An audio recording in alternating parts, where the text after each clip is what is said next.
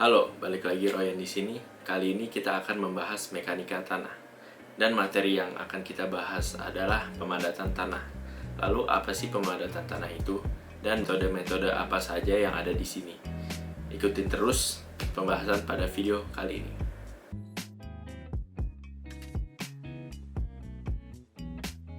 Pemadatan tanah terjadi ketika partikel-partikel tanah saling menekan, mengurangi ruang pori-pori di antara partikel tersebut. Tanah yang sangat padat mengandung sedikit pori-pori besar. Volume pori total lebih sedikit dan akibatnya kepadatan lebih besar. Tanah yang dipadatkan memiliki penurunan laju infiltrasi air dan drainase. Ini terjadi karena pori-pori lebih besar efektif memindahkan air ke bawah melalui tanah daripada pori-pori yang lebih kecil. Lalu pemadatan tanah juga meningkatkan kekuatan tanah dan kemampuan tanah dapat menahan gerakan oleh gaya yang diterapkan.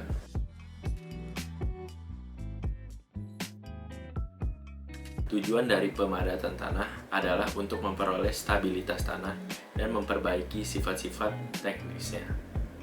Oleh karena itu, sifat teknis timbunan sangat penting untuk diperhatikan, tidak hanya kadar air dan berat keringnya.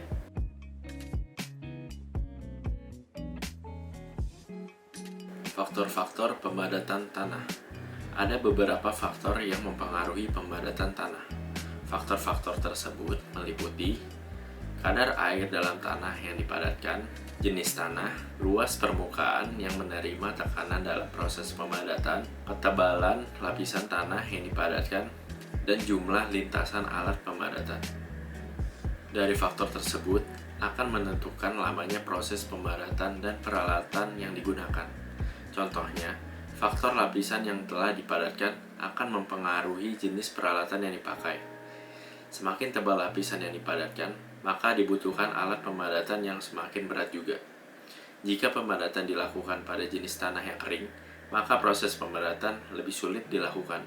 Karena itu, perlu ditambahkan air dalam proses pemadatan tanah supaya memperoleh kadar air yang optimal, sehingga hasil pemadatan tanahnya memuaskan.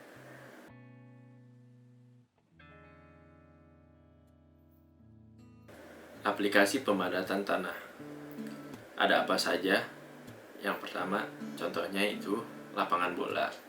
Kedua, ada bandara. Ketiga, ada bendungan. Keempat, ada jalan. Dan kelima, ada gedung.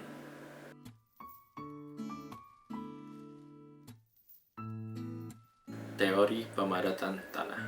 Lalu, ada 3 jenis teori pemadatan tanah, yaitu yang pertama ada lubrication theory, yang kedua ada double layer water diffusion theory, yang ketiga ada effective stress theory.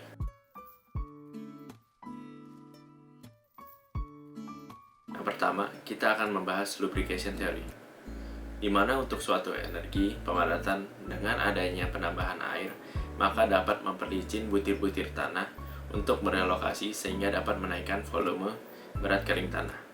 Dengan adanya penambahan air, dapat mengampungkan butir-butir tanah sehingga terjadi penurunan volume berat tanah kering.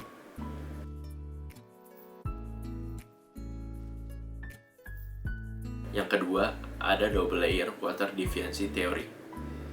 Penambahan kadar air akan membuat double layer mengembang sehingga gaya tolak antar partikel bertambah. Akibatnya, tanah menjadi dispersif, mudah berelokasi, dan partikel packing menjadi lebih efisien.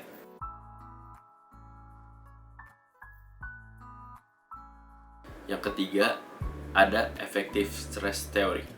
Tanah akan memadat supaya dapat memikul beban-beban saat pemadatan atau compactive pressure. Pemadatan tanah ini diikuti dengan pertambahan kekuatan tanah. Pertambahan kekuatan tersebut diakibatkan oleh kenaikan effective stress, kenaikan confining stress, dan penurunan tegangan air pori. Tanah berhenti memadat ketika bearing capacity tanah sama dengan beban-beban saat pemadatan.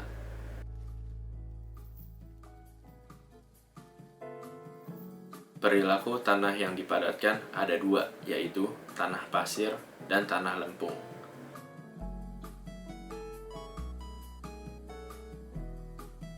Tanah pasir. Secara umum, tanah pasir merupakan tanah yang memiliki ukuran partikel batuan berukuran 0,0074 mm sampai 5 mm. Untuk pasir kasar berkisar dari 5 mm sampai 3 mm.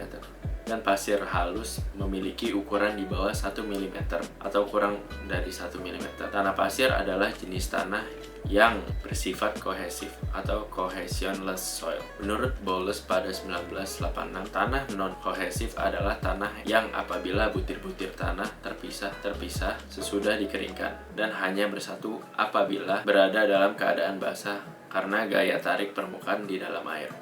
Tanah non-kohesif mempunyai sifat antara butiran lepas atau loose. Hal tersebut bukan kepada butiran tanah yang akan terpisah apabila dikeringkan, sehingga tanah tersebut perlu dilakukan upaya perbaikan agar dapat memperbaiki sifat-sifat tanah menjadi lebih baik.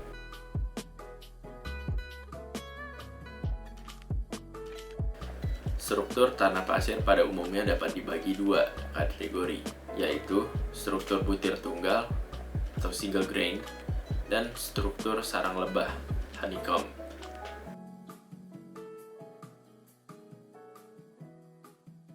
Pada struktur butir tunggal single grain, butiran tanah berada dalam posisi stabil dan tiap-tiap butir bersentuhan antara satu dengan yang lain. Tiap butir bersentuhan antara satu dengan yang lain. Bentuk dan pembagian ukuran butiran tanah serta kedudukannya pengaruhi sifat kepadatan tanah. Untuk satu susunan yang amat lepas, angka pori 0,91, tetapi angka tersebut berubah menjadi 0,3 jika susunan pasir mengalami pemadatan.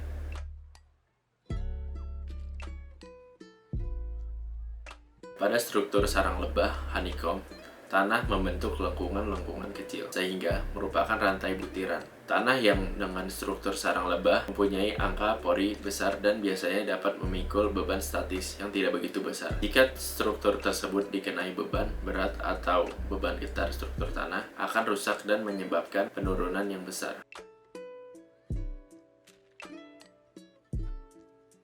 Secara umum, pemadatan tanah akan semakin baik.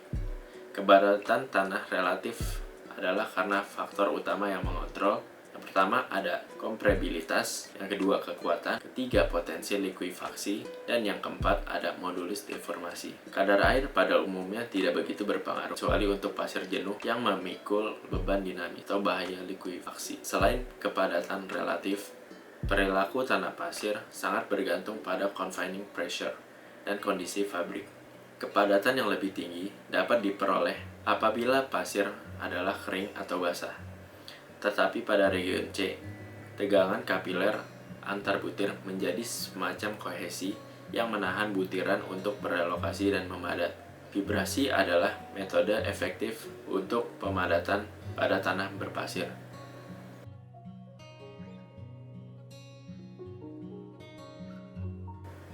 Tanah lempung.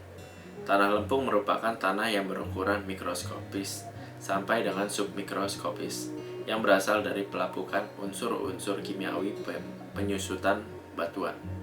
Tanah lempung sangat keras dalam keadaan kering dan bersifat plastis pada keadaan sedang. Pada kadar air lebih tinggi, lempung bersifat lengket atau kohesif dan sangat lunak.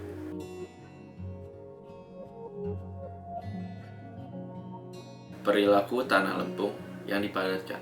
Secara umum, sifat-sifat mekanis dari lempung yang dipadatkan bergantung kepada cara pemadatan, energi convective effort, kadar air saat pemadatan, perubahan kadar air, dan volume setelah pemadatan. Pemadatan dengan kadar air lebih rendah dari kadar air optimum akan menghasilkan struktur tanah yang fluctuated dan agregat. Pemadatan dengan kadar air lebih besar dari kadar air optimum akan menghasilkan struktur tanah yang defluctuated dan dispersed. Prinsip pemadatan tanah yang menyangkut hubungan antara struktur dan perilaku tanah lempung. Pemadatan di sisi kiri kadar air optimum menghasilkan struktur lempung yang fluctuated. Untuk energi pemadatan yang sama, Struktur lempung fluctuated mempunyai kepadatan yang lebih rendah. Untuk void ratio yang sama, struktur lempung fluctuated lebih rigid. Lalu, struktur lempung defluctuated atau dispersed mempunyai ukuran pori yang lebih kecil dan lebih merata, sehingga mempunyai permeabilitas yang lebih rendah.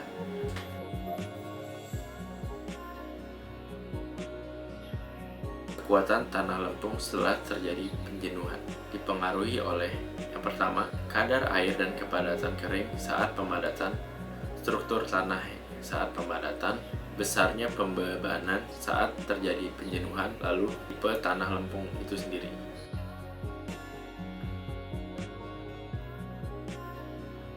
Apa itu proktor? Uji pemadatan tanah atau proktor standar adalah metode laboratorium untuk menentukan eksperimental kadar air yang optimal. Teori pemadatan pertama kali dikembangkan oleh Ralph Roscoe Proctor. 4 variabel pemadatan tanah yang didefinisikan oleh Proctor yaitu yang pertama, usaha pemadatan atau energi pemadatan. Yang kedua, jenis tanah meliputi gradasi, kohesif atau tidak kohesif, ukuran partikel, dan lain-lain. Yang ketiga, ada kadar air. Dan yang keempat, ada berat isi. Pemadatan standar compaction adalah usaha untuk mempadatkan dengan alat pemadatan standar. Prinsip uji Proctor standar adalah tanah dipadatkan dalam sebuah cetakan silinder dengan diameter 101,6 mm dan volume 943,3 cm3. Tanah dalam cetakan dipadatkan menggunakan penumbuk yang beratnya 2,5 kg dengan tinggi jatuh 30,5 cm. Pemadatan tanah dilakukan dalam 3 lapisan dengan jumlah tumbukan tiap lapisan sebanyak 25 kali.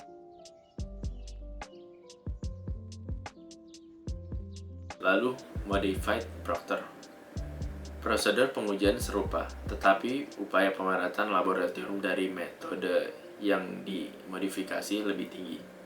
Menggunakan palus pulpon atau 4,54 kg dengan jatuh bebas 18 inci atau 457,2 mm. Hal ini menghasilkan kerapatan tanah maksimum yang lebih tinggi pada kadar air optimum yang lebih rendah.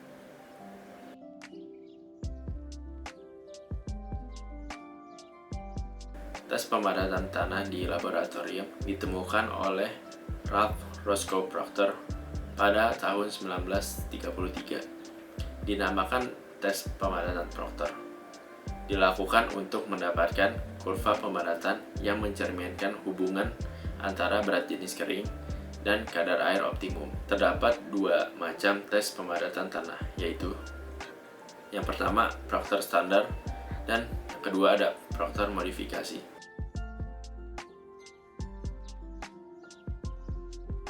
Lalu ada tes Proctor.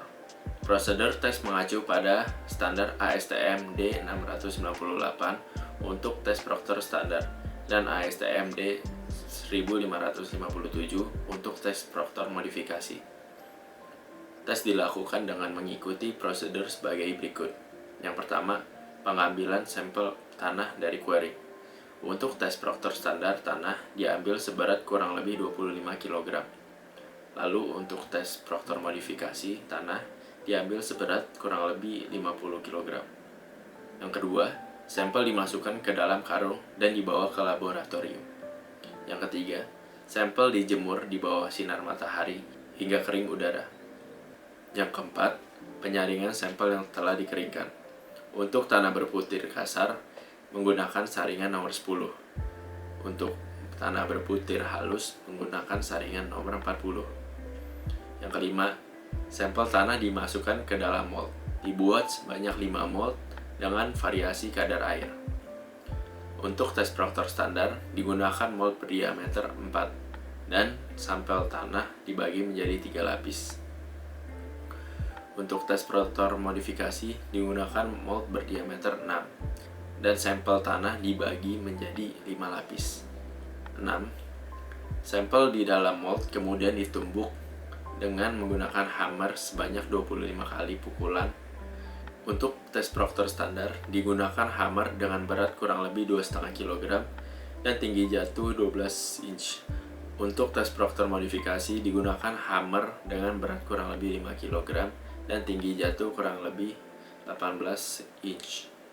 Yang ketujuh, pengukuran berat jenis tanah dan berat jenis kering tanah. Plot kurva pemadatan. Hubungan antara gamma D dan W. 9. Tentukan nilai gamma D maksimum dan W optimum.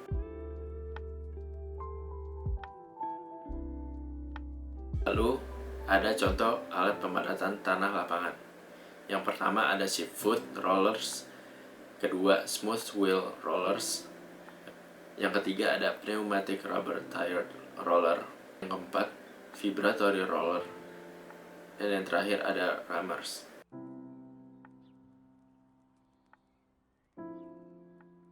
Penentuan berat jenis lapangan hasil pemadatan. Prosedur standar untuk menentukan berat jenis lapangan adalah sebagai berikut. Yang pertama, metode kerucut pasir. Yang kedua, metode balan karet. Yang ketiga, metode dengan air atau oli. Yang keempat, ada metode nuclear density. Terima kasih untuk pembahasan video pada kali ini. Maaf kalau ada salah-salah kata. Kalau kalian suka, tinggal boleh di like, comment, dan subscribe. See you in next video.